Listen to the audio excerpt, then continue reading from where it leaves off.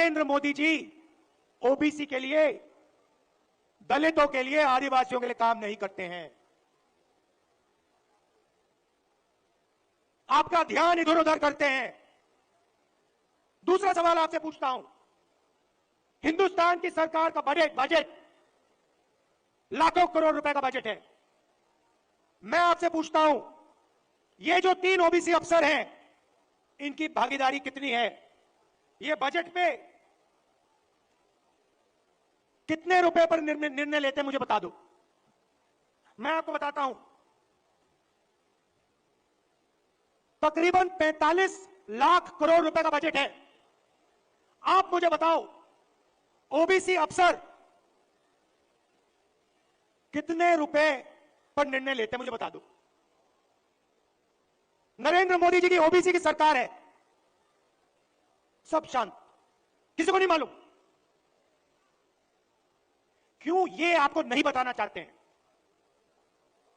आपकी सच्चाई आपको नहीं बताना चाहते। सच्चाई भाइयों और बहनों ये है कि हिंदुस्तान के पूरे बजट में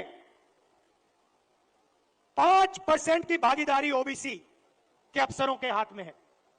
ओबीसी अफसर 3 हैं 90 में से, और 5% बजट को कंट्रोल करते हैं। यह है नरेंद्र मोदी जी का काम। नरेंद्र मोदी जी ओबीसी की सरकार नहीं चलाते हैं।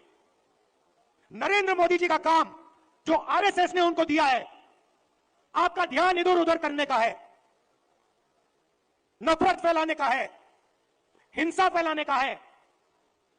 अगर सचमुच में नरेंद्र मोदी जी ओबीसी के लिए काम करते थे, तो 90 में से 3 अफसर ओबीसी के कैसे हैं? 3-4 साल पहले एक भी अफसर नहीं था ओबीसी का। हिंदुस्तान को तो ये चलाते हैं। शिक्षा में कितना पैसा जाएगा, स्वास्थ्य में कितना पैसा जाएगा, नरेगा कैसे बनेगा, भोजन का अधिकार कैसे डिजाइन होगा, ये तो इन 90 अफसर निर्णय लेते हैं। भाई और बहनों, ओबीसी की सरकार नहीं है। और देखिए, जैसे ही मैं ये बात कहता हूं, आप नोट करना, आज मैंने यहां खुले में यह बात बोली है, ये सारे के सारे टीवी कैमरा बंद हो जाएंगे।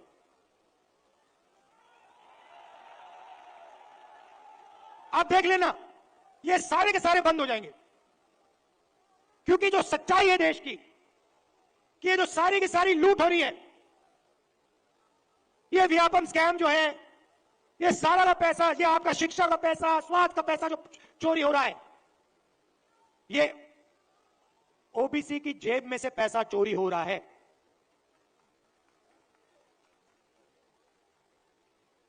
ये मैं आपसे कहना चाहता था, इसको आप मत भूलिए। सबसे जरूरी चीज, जैसे कमलनाथ जी को चोट लगी, आपको चोट लगी, सुना है, लगी ना? कमलनाथ जी यात्रा में निकले, रथ के कोने पे खड़े थे,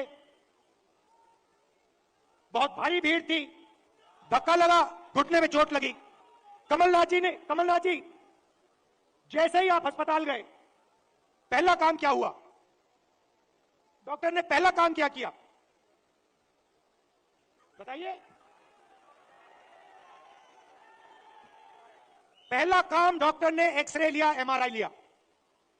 उसके बाद डॉक्टर ने कहा, हां, घुटने में यह प्रॉब्लम है। अब मैं यही बात कह रहा हूं, सब लोग कहते हैं हिंदुस्तान में ओबीसी है, दलित है, जनरल है, आदिवासी हैं, मगर जब हम सवाल पूछते हैं ओबीसी कितने हैं, जनरल कितने हैं, दलित कितने हैं, आदिवासी कितने हैं, कोई जवाब नहीं दे पाता। देखो, मैं पूछता हूं, भैया ओबीसी कितने हैं हिंदुस्तान में? कोई नहीं दे सकता। तो मैं ये कह रहा हूं कि अब वो समय आ गया है कि हमें हिंदुस्तान का एक्सरे करना है। यह पता लगाना है कि अगर 90 अफसर हिंदुस्तान को चला रहे हैं और उसमें से 5% भागीदारी ओबीसी को मिल रही है, तो क्या ओबीसी की आबादी 5% है? क्या हो ही नहीं सकता। तो अगर उनकी आबादी 5% नहीं है, अगर उनकी आबादी 50% है, तो उनका 5% बजट पे कंट्रोल क्यों है? उनका 50% बजट पे कंट्रोल क्यों नहीं है? अब जब मैं ये सवाल उठाता हूं, बीजेपी के लोग कांपने लग जाते हैं, नरेंद्र मोदी जी भाग जाते हैं, अमित शाह जी कुछ और कहते हैं, हिंदू मुस्लिम कहेंगे, नफरत फैलाने की कोशिश करेंगे। भाई और बहनों, देश के सामने एक ही मुद्दा है, कास्ट सेंसस। ओबीसी कितने हैं और उनकी भागीदारी कितनी होनी चाहिए, यह हिंदुस्तान के सामने सबसे बड़ा सवाल है। और कांग्रेस पार्टी की हिंदुस्तान में सरकार है, पहला काम यह करके दिखाएंगे। अब बीजेपी के पास मजे की बात सुनिए, कास्ट सेंसस कांग्रेस पार्टी ने किया, जब हमारी सरकार थी हमने किया। सारे के सारे आंकड़े नरेंद्र मोदी जी के पास हैं। हिंदुस्तान में कौन सी जात की कितनी आबादी है, हिंदुस्तान की सरकार जानती है।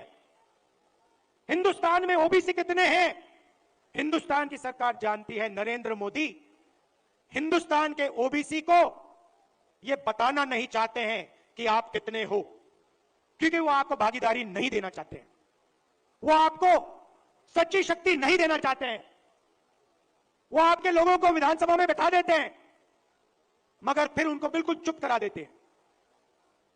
हम चाहते हैं कि सबकी भागीदारी हो, किसानों को सही दाम मिले। ये सबका हिंदुस्तान है, 2-3 उद्योगपतियों का नहीं है।